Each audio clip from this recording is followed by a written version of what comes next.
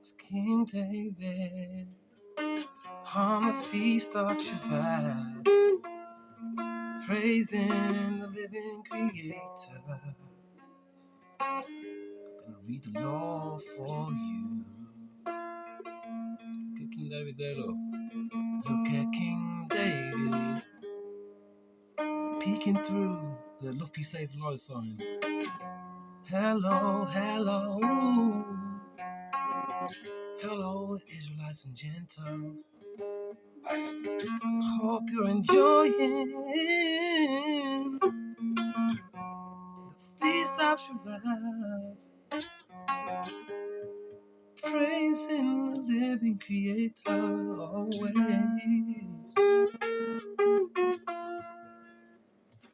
Praise high, lap hop today, people.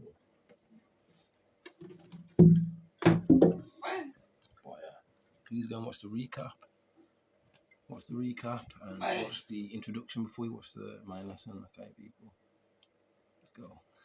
Show for blast, for destruction to the wicked, for blessings to the remnant, man. Praise higher. It's hot today, man. Hot in the UK, man. This is for the widow, the needy, the outcast, the stranger, the homeless, those suffering justice, man. Pray for the end to come soon, man. You understand? King David always speaking with his hands like this, man, to emphasize what he's saying.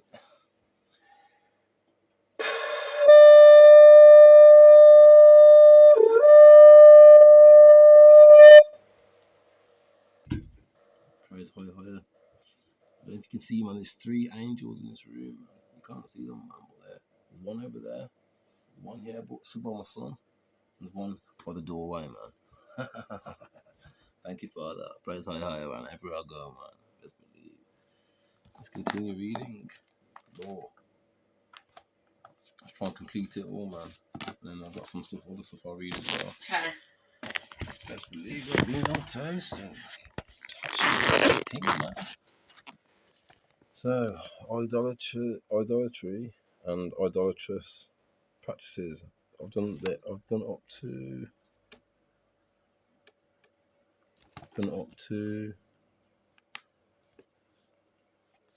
not to love the entire side to idolatry, Deuteronomy chapter 13:9, not to give up hating the entire side to idolatry, Deuteronomy 13:9, not to save the entire from capital punishment, but to stand by at execution, Deuteronomy 13:9.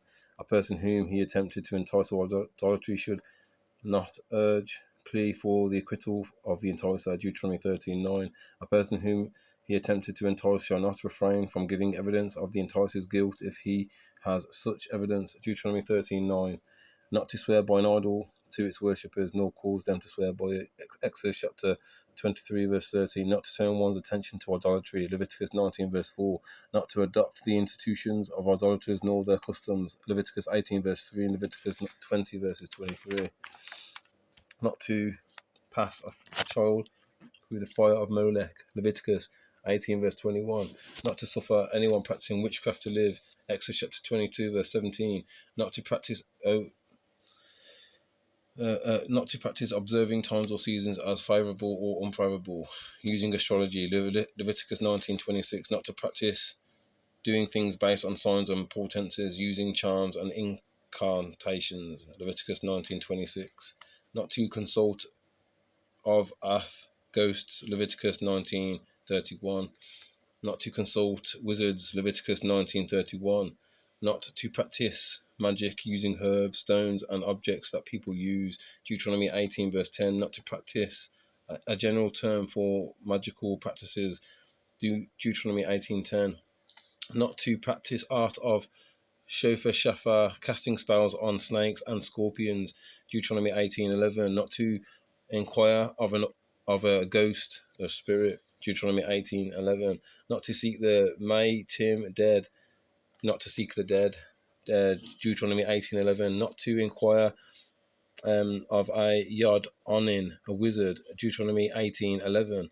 Not to remove the entire beard like the idolaters, Leviticus 19:27. Like when I was in JW court trying to get me to always cut my beard, have it clean shaven, be clean shaven. It's neater.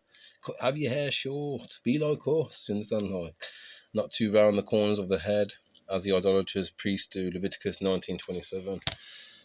Not to cut self or make incisions in flesh in grief like idolaters, Leviticus 19:28, Deuteronomy 14 verse 1. Not to tattoo the body like the idolaters, Leviticus 19:28. King David's got no tattoos, man. Not to make a bald spot for the dead, Deuteronomy 4:14 verse 1. Not to plant a tree for worship, just like Christmas, man. Deuteronomy chapter 16:21, worshiping Lucifer, man. Not to set up a pillar of worship, Deuteronomy 16:22. Not to show favour to idolaters, Deuteronomy 7 verse 2. Not to make a covenant with the 7 Canaanite idolatrous nations, Exodus chapter 23 verse 32, and Deuteronomy chapter 7 verse 2. Not to settle idolaters in our land, Exodus chapter 23 verses 33. To slay the inhabitants of a city that has become idolatrous, burn the city, Deuteronomy 13 verses 16 to 17. Not to rebuild a city that has been led astray to idolatry, Deuteronomy chapter 13 verses 17. Not to make use of the property of a city that has been so led astray, Deuteronomy 13:18. Molech in Leviticus. I'm not going to read that part there because I ain't got time. Sacrifices and offerings. Whoa, it's all falling down, man. Let's pull it back up, man. I'm gone, people. I'm gone. Let's pull it up straight, man. Love, peace, save lives. Love, peace, save lives. King David, man. Look. Sacrifices and offerings to sanctify the firstling of the clean cattle and offer it up, Exodus chapter 13 verses 2, Deuteronomy 15 verse 19, to slay the paschal lamb, Exodus chapter 12 verse 6, to eat the flesh of the paschal sacrifice on the night of the 15th of Nisan, Exodus chapter 12 verse 8, not to eat the flesh of the paschal lamb raw or sodden, Exodus chapter 12 verse 9, not to leave any portion of the flesh of the paschal sacrifice until the morning unconsumed, Exodus chapter 12 verse 10, not to give the flesh of the paschal lamb to an Israelite who became apostate, Exodus chapter 12 verse 43, not to give the flesh of the paschal lamb to a stranger who lives among you to eat, Exodus chapter 12 verse 45, not to take any of the flesh of the paschal lamb from the company's place of assembly, so it's got to be kept in the house it was cooked in, man. And anything left over, you burn it. Exodus chapter 12, verse 46, not to break a bone of the paschal lamb. Exodus chapter 12, verse 46, that the uncircumcised shall not eat of the flesh of the paschal lamb. Exodus chapter 12, verse 48, you have to be circumcised to partake, man. Not to slaughter the paschal lamb while there is a shemet in the home. Exodus chapter 23, verses 18, and Exodus chapter 24, verses 25, to leave the part of the paschal lamb. Not to leave the part of the paschal lamb that should be burnt on the altar until the morning, when it will no longer be fit to be burnt. Exodus chapter 23 verse 18 and Exodus chapter 24 verse 25. Not to go up to the sanctuary for festivals without bringing an offering. Exodus chapter 23 verse 15. To bring the first fruits to the sanctuary. Exodus chapter 23 verse 19. That the flesh of a sin offering and guilt offering shall be eaten, Exodus chapter 29 verse 33. One not of Aaron's seed shall not eat the flesh of the holy sacrifices, Exodus chapter 29 verses 33. To observe the procedure of the burnt offerings, Leviticus not 1 to 3, chapter 1 verse 3. A gathering of the 10 commandments, and the Torah reading. No, don't you mean the 630 commandments? Yeah, you just don't want to say it. You know what I'm saying? Like, that's facts, man. That's what we used to do. Read the 613 commandments, man. You read the Torah, you're going to find the 613 commandments within the Torah. Do you understand? It weren't just 10 commandments that are tricking you. To observe the procedure of the meal offering, Leviticus 2 verse 1. Not to offer up leaven or honey, Leviticus 2 verse 11. That every sacrifice be salted, Leviticus 2 verse 13. Not to offer up any sacrifice unsalted, yeah. Leviticus 2:13. That the court of judgment, cheeky, you cheeky man, I'm proud of you today, well done. That the court of judgment shall offer up a sacrifice if they have erred in judicial pronouncement, Leviticus 4:13. That an individual shall bring a sin offering if he has sinned in error by committing a transgression, the conscious violation of which is punished with excision, Leviticus 4 verses 27 to 28. To offer a sacrifice of varying value in accordance with one's means, Leviticus 5:7. not to put olive oil in sin offering made of flour, Leviticus 5:11, not to put frankincense on sin offering made of flour, Leviticus 5:11, that an individual shall bring an offering if he is in doubt as to whether he has committed a sin for which one has to bring a sin offering. This is called a guilt offering for doubtful sins, Leviticus 5 verses 17 to 19. That the remainder of the meal offerings shall be eaten, Leviticus 6 verse 9. Not to allow the remainder of the meal offerings to become leavened, Leviticus 6:10. That the high Kohen shall offer a meal offering daily, Leviticus 6:30. Not to eat the meal offering brought by the Kohen, Leviticus 6 verse 16. To observe the procedure of the sin offering, Leviticus 6:18. Not to eat the flesh of sin offerings, the blood of which is brought within the sanctuary and sprinkled towards the veil, Leviticus 6 verses 23. To observe the procedure of the guilt offering, Leviticus 7 verse 1. To burn the meat of the holy sacrifice that has remained over, Leviticus 7 verse 17. Not to eat of sacrifices that are eaten beyond the appointed time for eating them. The penalty is excision, Leviticus 7 verse 18. Not to eat of holy things that have become unclean, Leviticus 7:19. To burn meat of the holy to burn meat of the holy sacrifice that has become unclean, Leviticus 7:19.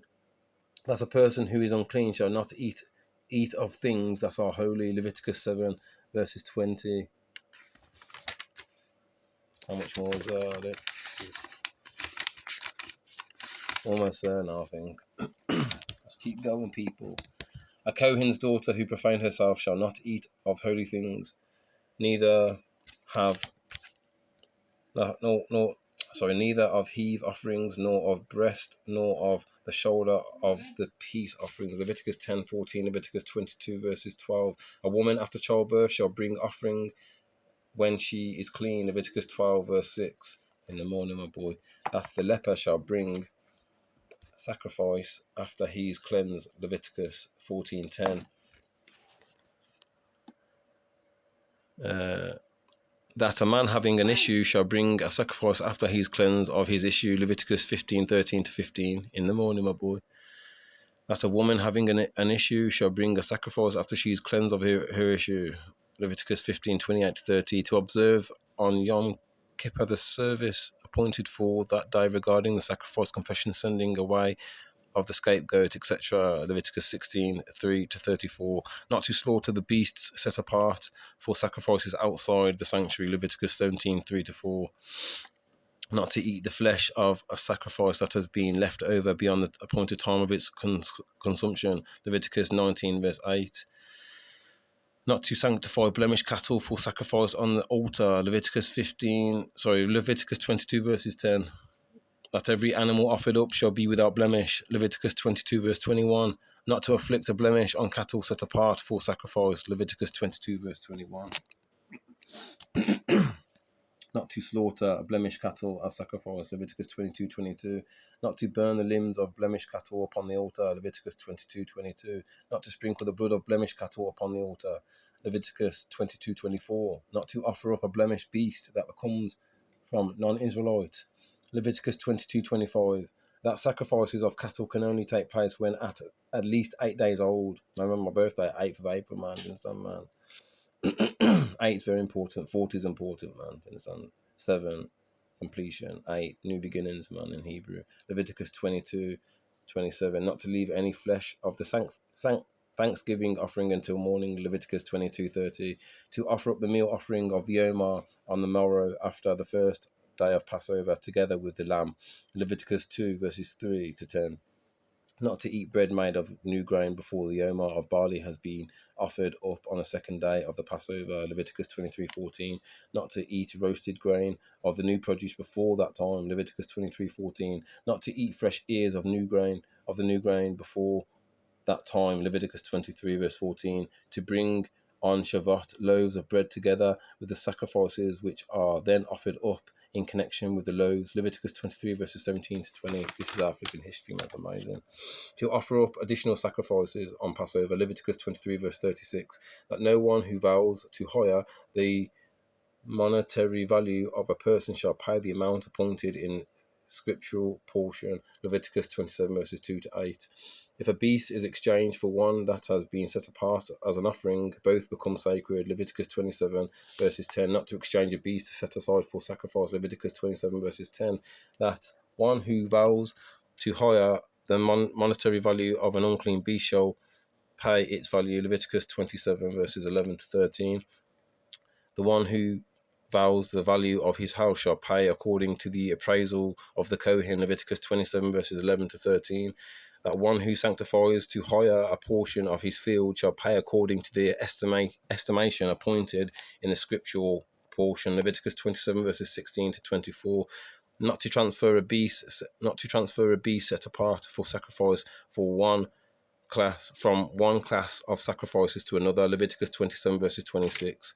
To decide regarding dedicated property as to which is sacred to hire and which belongs to Kohen, Leviticus 27 verses 28. Not to sell a field devoted to hire, Leviticus 27:28. Not to redeem a field devoted to hire, Leviticus 27:28. Not to make a confession before hire, to make a confession before hire of any sin that one has committed when bringing a sacrifice, and at other times, Numbers chapter 5 verses 6 to 7. Not to put olive oil in the meal offerings of a woman suspected of adultery, Numbers 5:15. Not to put frankincense in it, Numbers 5:15. To offer up the regular sacrifices 2 days, 2 lambs as burnt offerings, Numbers 28 verses 3. To offer up an additional sacrifice every Shabbat, 2 lambs, Numbers 28 verses 9, part 2.